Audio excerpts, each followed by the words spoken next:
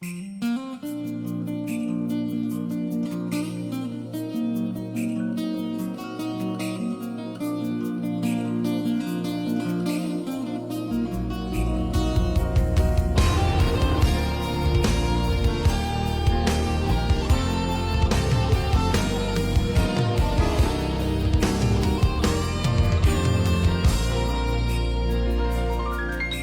existed before the world began,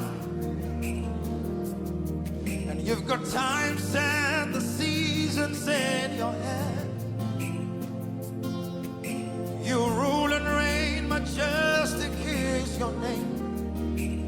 Hey, Yahweh, my Yahweh.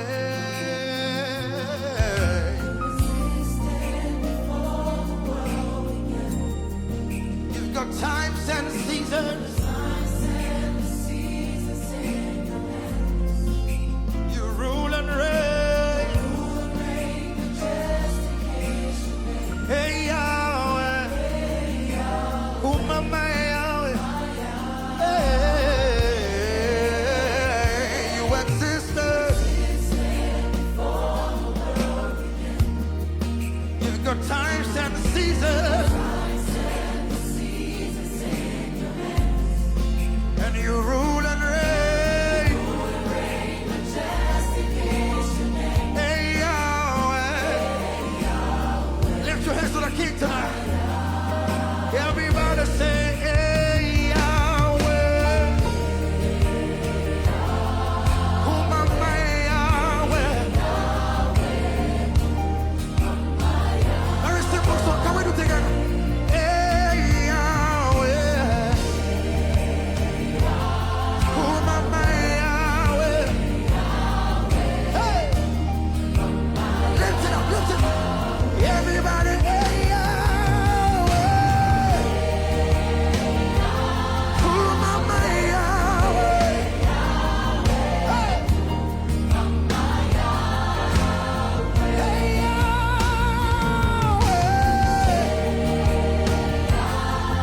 Oh, my Yahweh.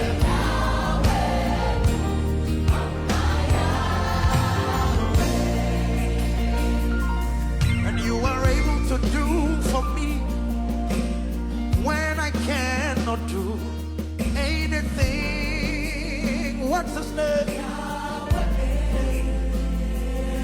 And you are able to pick me up when I'm down and out. Jesus, you fight for me, you fight for me. You're the truth that lights my way when I walk astray in the valley of the shadow of death. And you are Alpha and Omega, beginning and the end. Yahweh. Hey, Yahweh.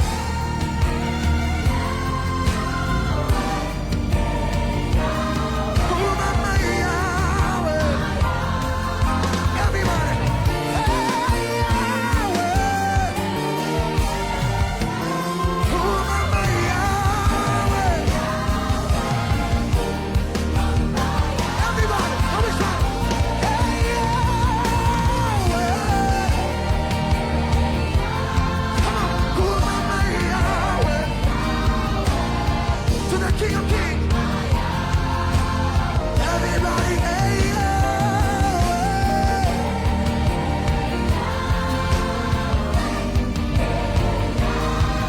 Oh, my Yahweh. Lift your voice, let's do it. Hey, hey, Yahweh.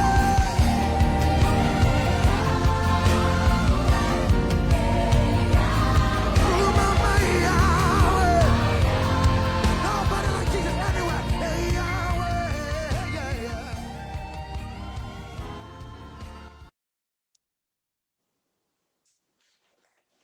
Good afternoon, everyone. Welcome to Yahweh's House of Worship and Restoration International Ministries.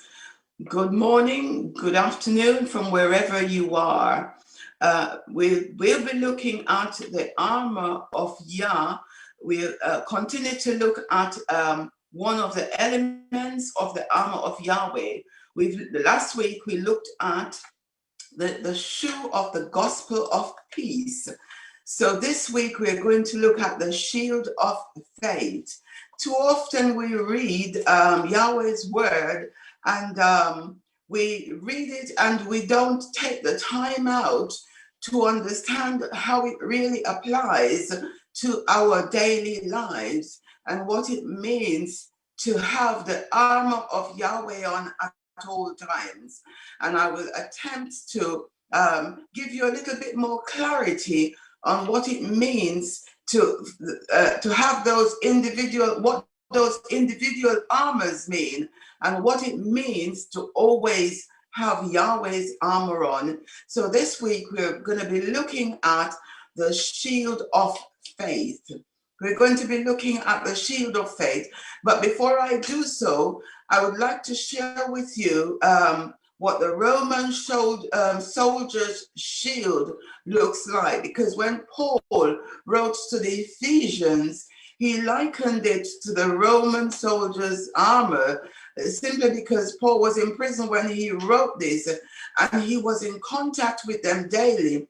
And he recognized and realized the durability of the armor that the Roman soldiers wore. So the Roman soldier's shield was a complex piece of armor. The shield, also called a soctum, was a soldier's primary defensive weapon. It was made of impenetrable wood, leather, canvas, and metal. And this could be doused in water to extinguish the fiery arrows of the enemy. So it was specifically built. The shield weighed about 22 pounds and was roughly 40 inches high and 30 inches across.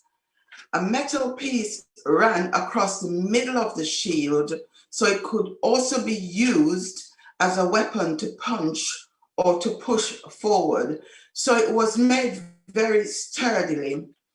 Paul, in his analogy of Yahweh's armament, says that above all, we should take the shield of faith. Now, there is a reason why Paul says we should be taking and we should be using the shield of faith. Faith is the shield of the believer. Faith is our shield. Faith is trusting in Yahweh's powers and his protection, and that is imperative in remaining steadfast to Yahweh. The battle rages around us. We must remember that Yahweh works all things for our good. So even though the battle is raging, we have faith that Yahweh will protect us because he's always true to his word. Paul said believers should be above all taking the shield of faith, with which we will be able to quench all the fiery darts of the wicked one. This is Ephesians 6, verses 16. So when we speak about faith, what is the definition of faith? To see why faith is so important, we must first understand what faith is. The author of Hebrews describes it as the realization of something we cannot see. So faith, simply putting it, is something that we cannot see. Now, Hebrews 11 verses 1 and 2 says, now faith is the substance of things hoped for, the evidence of things not seen. The word faith in the New Testament is translated from the Greek word pistis. Faith is an unshakable belief in Yahweh's promises. The Bible's faith chapter, Hebrews 11, highlights men and women, great men and women of faith, who died in faith, not having received the promise, but they died in faith. You know, they've seen the promise afar off. So they realize the promise. They're aware of the promise. They embraced it. They've seen the promise afar off, but yet they died in faith. Their unshakable faith and their belief in the promises of Yahweh allowed them to overcome Satan's attack and his traps and all of his tricks that he set for them, for all of us.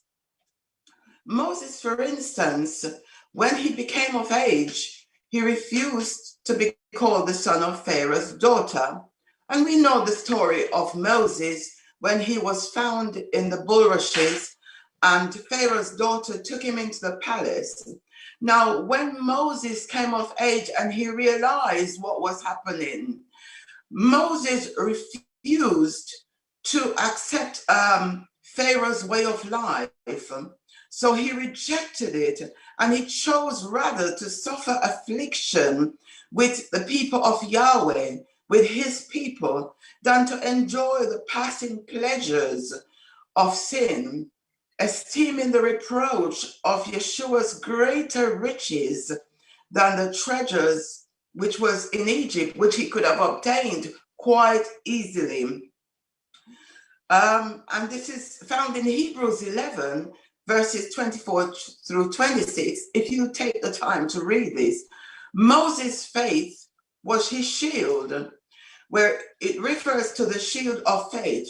So rather than pursuing all of the riches and all of the wealth and all of the glory of Pharaoh's palace and the royalty that it came with, Moses followed where Yahweh led him, even when it would have been easier for him to give it all up and to say, you know what, I'm going to dwell in that palace and I'm going to enjoy it. But he didn't. He chose to follow Yahweh's leading. So let's take a deeper look at faith. What is faith? Faith is trust, it's assurance, and it's confidence in Yahweh. So it's trusting him. It's having that assurance that Yahweh will do what he says he will do. And it's having that confidence to believe him. So living faith is shown by service and obedience to Yahweh. How can we increase our faith? Because we can't get enough faith. We can't have enough faith. But how can we increase our faith? Quite often we hear this expression, just have faith. And it says loosely all the time, have faith and it will work out. But what really does it mean? You know, we often use it to encourage and to comfort one another and to encourage one another who are facing serious problems or stresses or different situations, you know. But when we say this, we need to be convinced, or we need to be convicted, or we need to understand what we really say it and mean it. But just what is faith as described in the Bible, and does it really work? Faith simply means trusting. It means having confidence. It means having the assurance and belief in something or someone. And our belief is in Yahweh Elohim, and we believe in that someone. We believe in that Yahweh Elohim. The Bible also defines faith in Hebrews 11 verses 1. It says, now faith is the substance of things hoped for, the evidence of things not seen. So faith is the substance or the assurance of things that we hope for. We all hope for things. We all dream for things, but we have not received it yet. But we have faith, we have confidence, we have belief and trust that this thing will materialize. It's also an evidence of that which is not seen, the invisible spiritual things.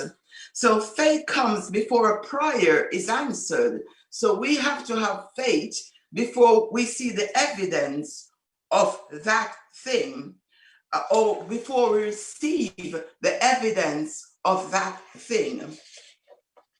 I'm going to give you a New Testament example of faith, and I'm sure you all know that story very well, which is found in Matthew 9, verses 27 to 30, where two blind men came to Yeshua and they asked him to heal them. And Yahweh first asked them, "Do you believe that I'm able to do so?" And on the confession, his word says that in Matthew 27, verses 27 to 30. And on the confession of their faith, they were healed. He touched them and their eyes were open. And he says, according to your faith, let it be to you. And their eyes were open. So on the confession of their faith, their eyes were open because they believed that Yeshua could heal them of their blindness. So their faith and assurance that Yahweh could give them sight was the substance or the reality that they hoped for. It also gave them the evidence or trust that they would receive what they asked for. They believed that is, they had faith in advance that it would be done, and it was done. I'll also give you an Old Testament example of faith. This is the story of Daniel. I'm sure for those of you who read your Bibles will know the story of Daniel. Daniel refused to bow down to King Nebuchadnezzar's image of gold. And those who refused to bow down to that image were threatened with being thrown into a fiery pit alive. And as we know the story, Daniel's friends, the three young Jewish men, Shadrach, Meshach, and Abednego, who refused to bow down to the image, told Nebuchadnezzar, if that is the case, our God, our Yahweh Elohim, who we serve, is able to deliver us from the burning fiery furnace. These were Daniel's friends, and they believed that Yahweh Elohim would deliver them from the hands of King Nebuchadnezzar. So they were tested. And as the story goes, they were thrown into that fiery furnace, which was heated far more than it normally was. They did not know in advance. Now, these three Hebrew boys, which were Daniel's friends, they didn't know in advance how Yahweh would deliver them. They didn't know which way, how it was going to take place, but they just had faith in him. They knew that they would be delivered. They don't know if it was going to be a physical deliverance or how they were going to be resurrected. But all I know is that they trusted Yahweh, and it was the evidence of that which was not seen or not received, as spoken about in Hebrews. Their faith or trust was built on serving Yahweh Elohim and obeying his commandments. They believed that Yahweh would deliver them because they obeyed his commandments, and they did not bow down to worship any other God. And yes, Yahweh delivered them from the burning fiery furnace, as the story goes on. So faith, we can then say faith without works is dead. How can we say we have faith when we don't exercise that faith, that confidence, that trust in him? The Apostle James, who is a half-brother of Yeshua, uses also the example of Abraham, who had both faith and works, because he believed Yahweh and he obeyed what Yahweh commanded him to do. James 2 verses 21 and 22 says, Was not Abraham our father justified by works when he offered Isaac, his son, on the altar? Do you see that faith was working together with this?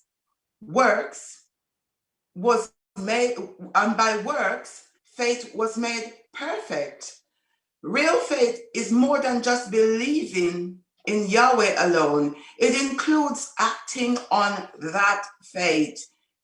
It includes acting on faith in Yahweh Elohim and about obeying his commandments. So let's move on to look at how the shield protects us. So quite often in our daily lives, we are faced with the fiery darts of the enemy. All of the time, we as believers are faced with a lot of fiery darts of the enemy. The Apostle Paul specifically mentions that the shield of faith is needed. It's an absolute requirement. Why is it needed? Because this defends against the attacks of Satan, the fiery darts of the wicked one. Those fiery darts can take many shapes and forms because, you see, Satan is always looking at different ways in which he can affect us or attack us. So he doesn't just come in one way, he comes in several ways. So he's looking at many different ways to attack us as children of Yahweh. So I'm going to attempt to, here are 4 common tactics of the devil, which I'll attempt to share with you. The first tactic, I believe, is deception. Yahweh says, the devil was a murderer from the beginning and does not stand in the truth. He's a liar. He doesn't believe the truth because there's no truth in him. When he lies, he speaks according to his own nature because naturally Satan is a liar and he's the father of lies, according to John 8 verses 44.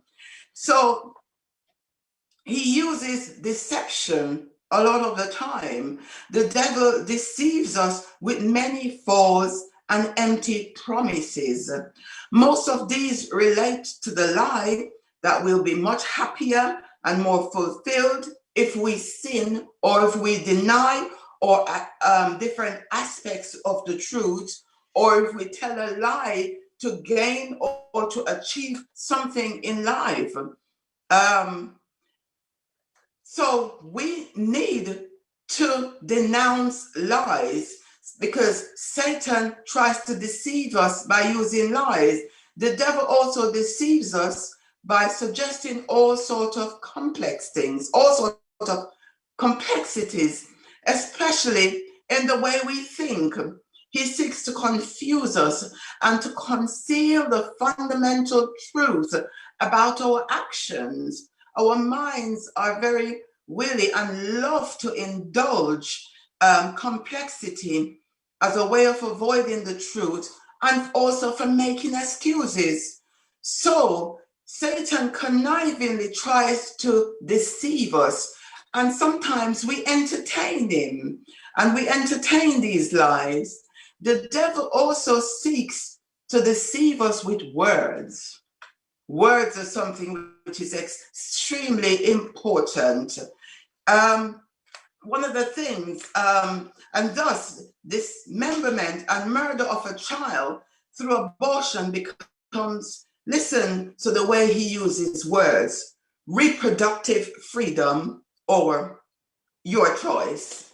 Sodomy is called gay, and gay is a word that is used to mean happy.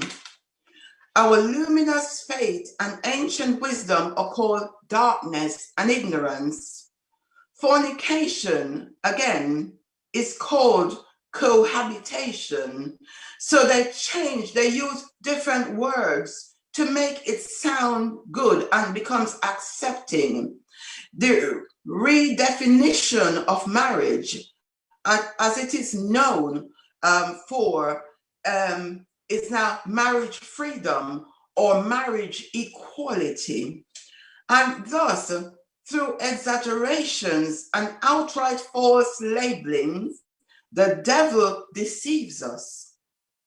So we too easily cooperate by calling good, calling evil good. Big deal, we say. Yahweh calls this sin. It is sinful. So we need to be careful of these new words that is being used because they are lies. We mustn't be drawn into them. The devil also deceives us through sheer volume of information. How much information we get on the media today, how much information we hear on the news today. But is it truth? Do you know how easy it is for you and I to put data together?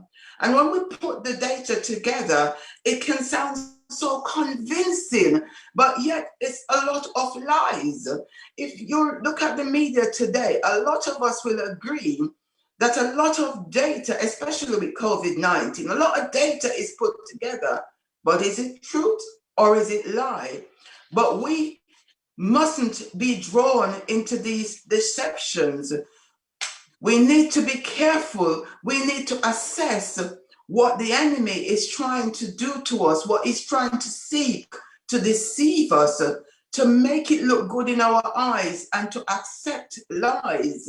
And that's his way of trying to deceive the children of Yahweh. Another thing that he does is he tries to bring division. One of Yeshua's final prayer for us was that we should be one. John 17:22 says, he prayed this as his last supper, just before he went out to suffer and die for us. As such, he highlights that a chief aspect of his work is to overcome the divisions intensified by Satan. Means to cut or to tear or to divide. Yeshua prays and works to reunite or to reunify what the devil divides. The devil's work of division starts within each one of us, whether we want to accept it or not, whether we want to believe it or not. We experience many contrary drives. Some noble, creative, edifying, others biased, sinful, and destructive divisions. So we often struggle internally and we feel torn apart. There's a lot going on within us, a lot of division going on within us. Much as Paul describes in Romans chapter 7, the good that I want to do, I do not. And when I try to do good, evil is at hand. So we struggle a lot inside with division.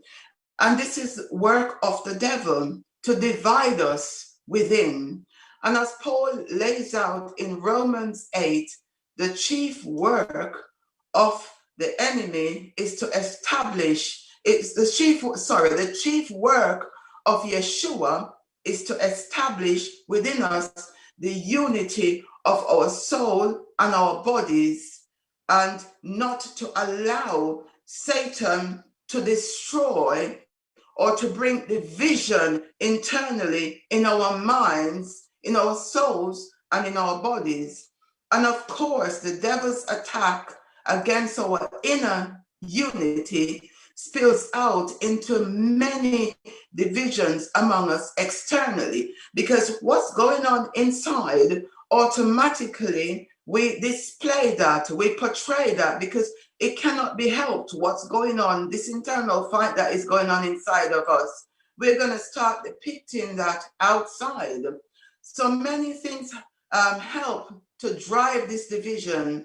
And as soon as the enemy sees this, he taps into this and he makes it worse. And we become angry and we begin to think about our past hurts. And then resentment sets in, fear sets in, misunderstanding sets in, greed set in, pride set in, and arrogance sets in. So we need to be aware of this internal division that is taking place within us. And this is something that the devil taps into, or the enemy taps into, when he sees what's going on inside of us. Yes, the devil has a real field day tapping into a multitude of sinful drives within us. There is no getting away from it. No matter how super spiritual you are, he uses every trick to trap us and to tap into everything possible that he can, because his goal is always to divide us and to deceive us. But we need to recognize that and realize that Yahweh Elohim came to unify us and to bring us together and to make us whole. The other thing that the enemy tries to do is to bring division among us. That is his primary goal. So once he tries to bring division among us, then there's a lot of conflict. With this division, there becomes conflict. He makes us become anxious, and he makes us become fearful. He tries to distract us through this division that he brings inside of us. Now, at the heart of all division is the fact that the enemy wants us to focus on lesser things, on the lesser, least important things in life, in order to avoid focusing on Yahweh Elohim and on the greater things that Yahweh wants us to do, and on the moral decisions that Yahweh wants us to make.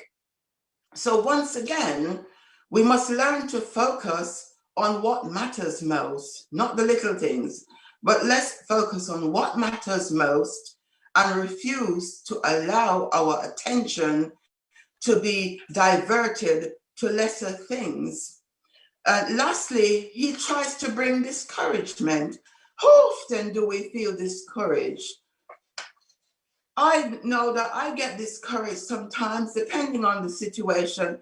We all get discouraged a lot of times, and it's an emotional thing that is inside of us as human beings, and certainly as children of Yahweh. It is good for us to have high aspirations, but the enemy often seeks to poison that which is good inside of us. For along with our high aspirations, we sometimes lack humility to recognize that we must make a journey to what is good and what is best. Too easily then, the enemy tempts us to be impatient with ourselves or to be impatient with others. And what does that do? It brings about discouragements. It brings about lack of charity, lack of love towards ourselves, but more so towards others. And we give up on that pursuit of holiness. We give up on that pursuit of love. So the enemy also discourages us with open-ended aspirations. The fact is, there is always room for improvement. We can always do more. But here the enemy enters, and we allow him to enter. For if we can always do more, then it is also possible to think that we've done enough. And thus, the enemy discourages us, sowing unreasonable demands within us as to what we can or should do each day. The enemy discourages us through simple things like fatigue, personal failures, attacks, setbacks, and other obstacles that are common to our human conditions. and to living in a fallen world with limited resources. In all of these, the enemy seeks to discourage us, to make us want to give up. And I'm hearing you say, yes, I know where you're coming from. I understand what you're saying. But Yahweh Elohim is saying that we must be humble and we must recognize these things. And we must learn to lean on him more, learn to lean on Yahweh Elohim more, and to trust his providential help, which grows in us.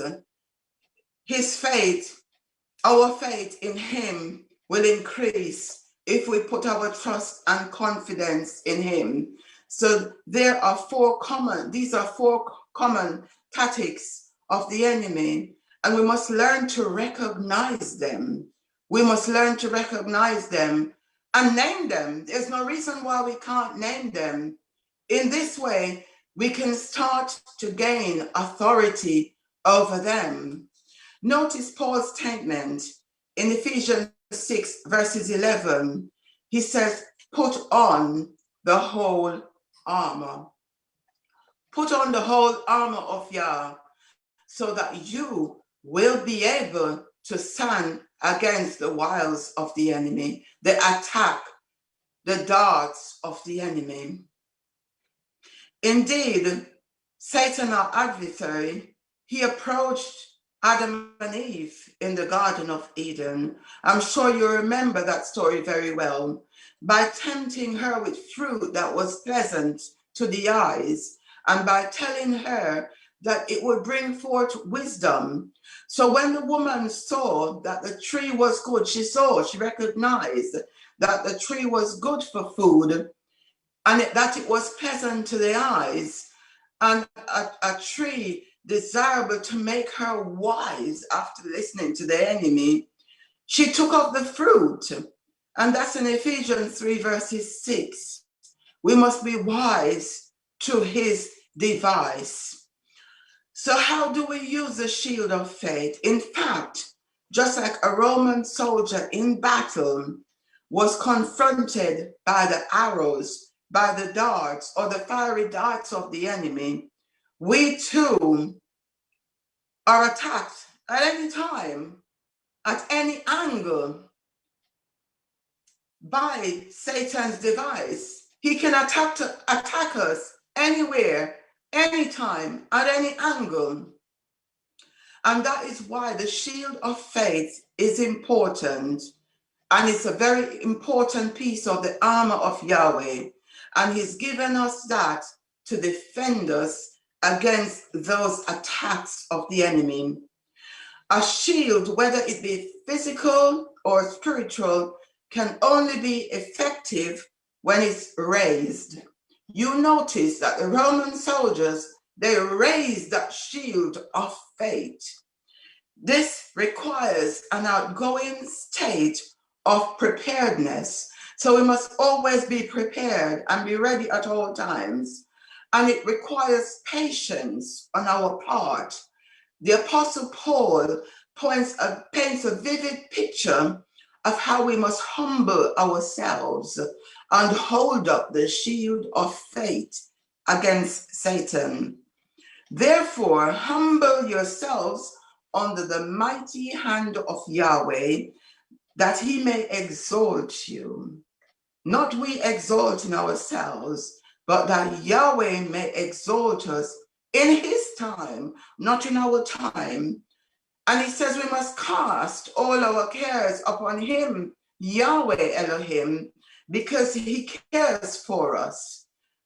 And note he says, be sober, means that we must be wise.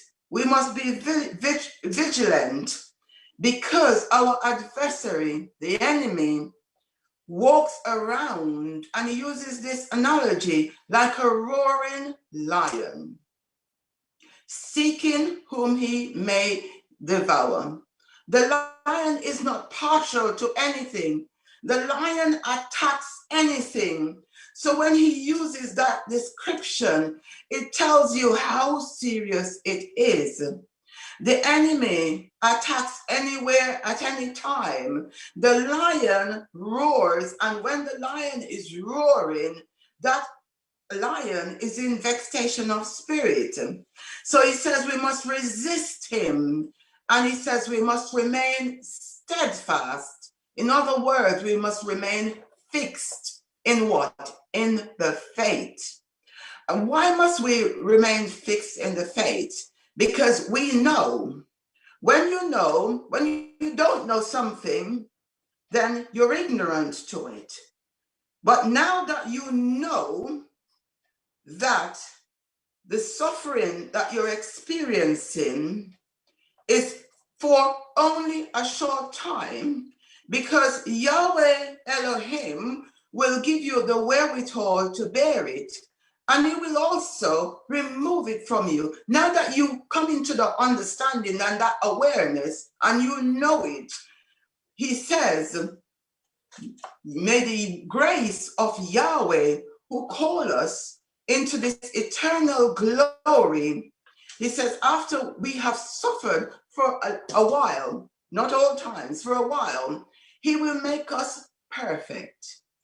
He will establish us, and he will strengthen us, and he will settle us. In other words, he will comfort us. This is in 1 Peter 5, verses 6 to us. So all of this that we're going through, it's not forever. It might feel like forever to us, but it's only for a short period of time. It's only momentary. But he asks us to remain steadfast with our shield of faith in him.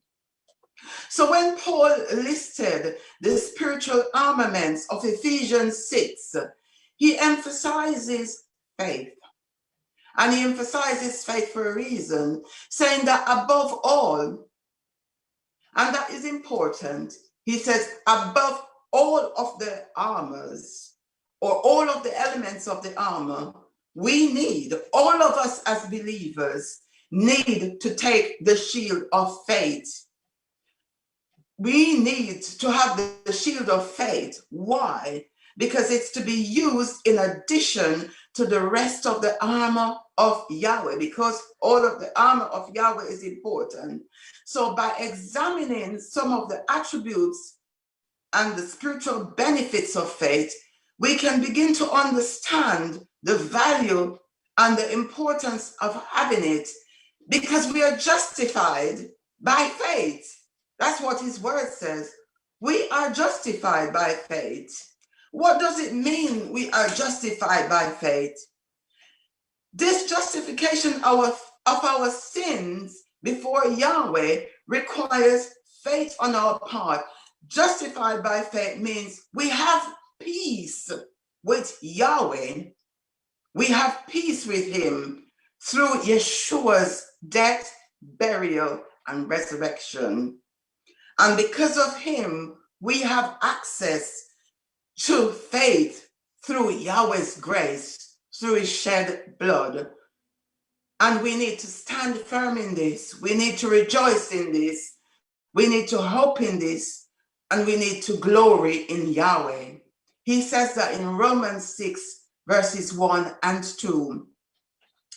The grace of Yahweh washes away our sins, and that justifies us through faith. It enables us to keep fighting through faith. Without that justification, we've already lost the battle. We will have already lost the battle. So for those of you who haven't come into that realization or understanding of who Yahweh is, you won't be under his covering. But when you come under the covering of Yahweh, you are justified by faith. Through Yahweh, he covers us. We come under that protection. It means that the death penalty wouldn't be hanging, no longer be hanging over our heads. And nothing would ever change that, because Yeshua died, his shed blood freed us from our past and from our sins. Faith makes it possible to please Yahweh. Good things happen when we please Yahweh. Consider these two passages about the blessings Yahweh desires to give to those who believe, who live their lives in a way that is pleasing to him. He says, when a man's way pleases Yah, he makes even his enemies, so even our enemies, is at peace with us. That's Proverbs 16, verses 7. Also, Luke 12:32 says, do not fear, little flock. He likens us to his flock, and he's our sheep. For it is your Father's good pleasure to give you the kingdom. What an assurance. Hebrews 11 shows how vital and rewarding it is to please him with our faith. But without faith, he said, it is impossible. Without faith, it's impossible to please him. So you see how important it is to have faith. For it says, for he who comes to Yahweh must believe that he is, and that he is the rewarder of those who diligently, who earnestly seek him. Faith allows us to put our trust in Yahweh, that we can see his promises fulfilled and established in our lives. The more we exercise our faith and our trust and our confidence in him, and the more obedience that we place in him, and the more we chose the right way over the easy way, is the more we are pleasing to him. So faith enables us to overcome. We are admonished to overcome evil rather than giving in to evil. So we do not be overcome by evil, but overcome evil with good. And that is in Romans 12, verses 21. The elements of our spiritual armor listed in Ephesians 6 are for the purpose of defending ourselves against evil. That is the purpose of having the armor of Yahweh on, because Yahweh knows that the enemy tries to attack us in every way possible. So that's why he stresses in his word that we must have the armor on, and we must have the shield of faith, which takes it one step further by allowing us not only to defend ourselves, but to actively overcome evil. For whatever is born of Yahweh overcomes the world, and this is a victory. This is what he says. We have victory that has overcome the world, and we overcome the world by our faith. This is in 1 John 5, verses 4. Our faith in Yahweh and the promises he has made can be strengthened when we consider Yeshua's example, when he overcame the temptations that he faced when by the enemy. He admonishes his disciples to bear this in mind, and he's admonishing us as we face life journey. He said, these things are spoken to you, that in me you may have peace. In the world, he says, we will have tribulation. Of course we will have, he had tribulation, but he says, be of good cheer. He says he's overcome the world, and that is in John 16, verses 35. So faith allows us to shield each other. This is why we need the shield of faith. The Roman soldiers of Paul's days were sometimes subject to a vital shower of arrows, I'm sure, which rained down on them all the time. For example, when they were laying siege to a walled city or a fortified hill, they had to advance where the arrows were launched from above them. And as a protection to enable them to advance, they used a formation known as the tortoise formation. This formation involved banding together in order to raise their shields. So they came together in unison and in unity as one.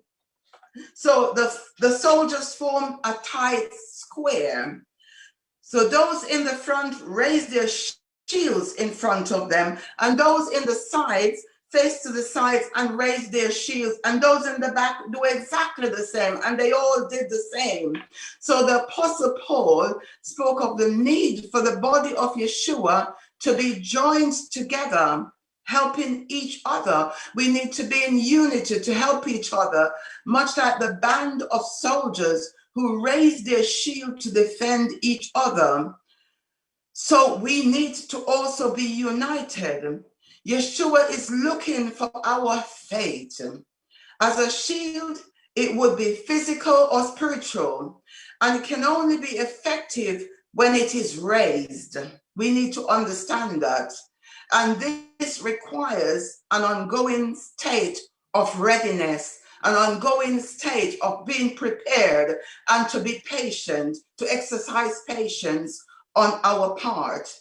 Faith always goes against our lust sometimes. In every temptation, Satan is flaming darts in our minds. Have no doubts about that, he is. But Yahweh Elohim is saying that we must always have the shield of faith. We must be prepared and ready at all times to ward off the enemy's devices. So how do we continue to use the shield of faith? We must take the time to remember the promises of Yahweh. When the fiery darts try to impact our heart, and we must extinguish them with reminders from Yahweh's goodness over our circumstances. And I want to encourage you here from some of his promises. Deuteronomy 31:6 says, he will never forsake us. He will never forsake you. Hold on to that promise. Philippians 4:19 says, he will meet all, not some, he will meet all of our needs.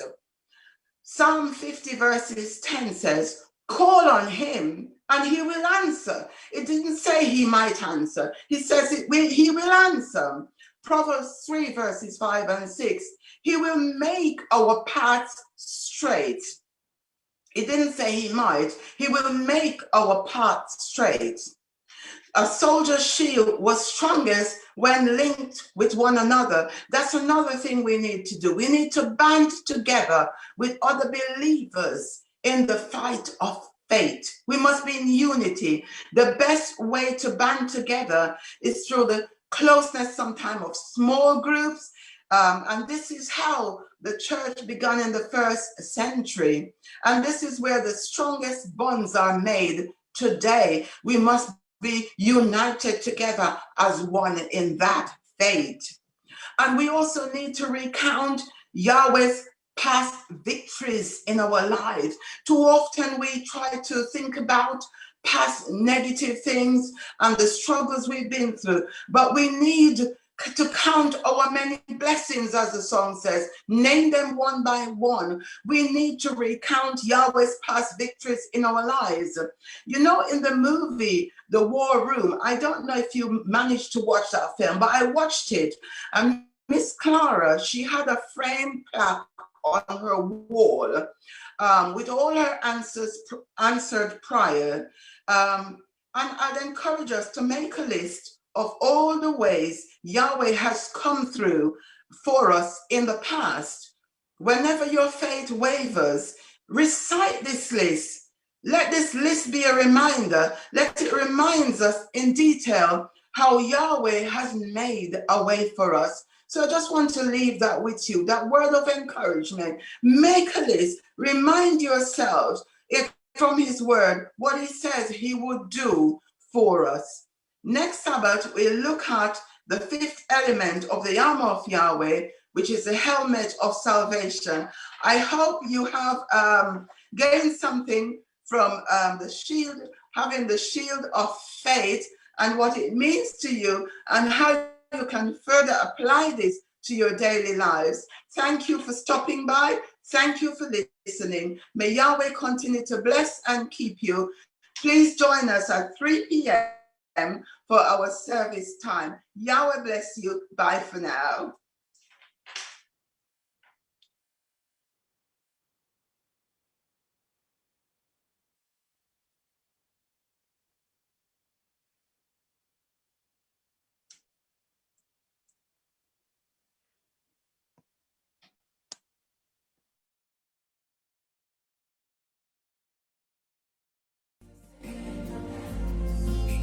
You rule and reign.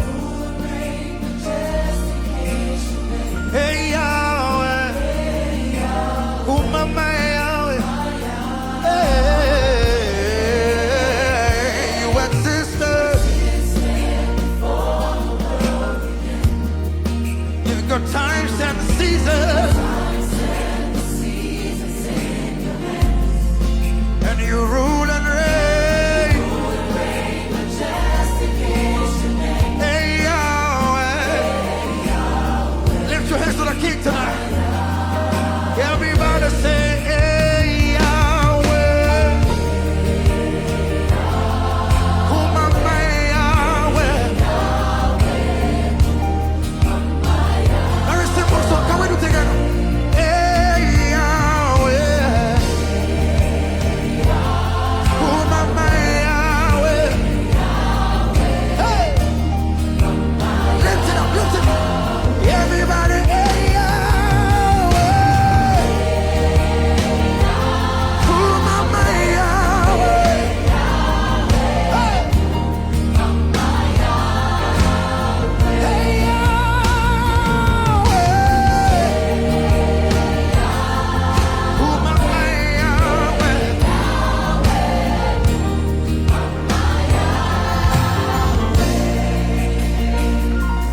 And you are able to do for me when I cannot do anything. What's his name?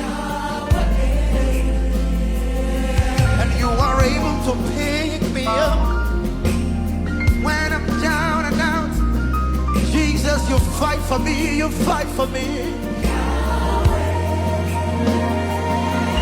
You're the truth that lights my way when I walk astray in the valley of the shadow of death.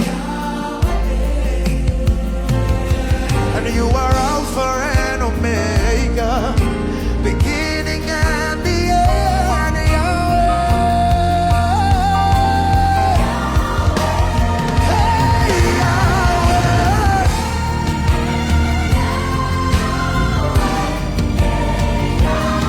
Umama Yahweh. Everybody. Hey, Yahweh.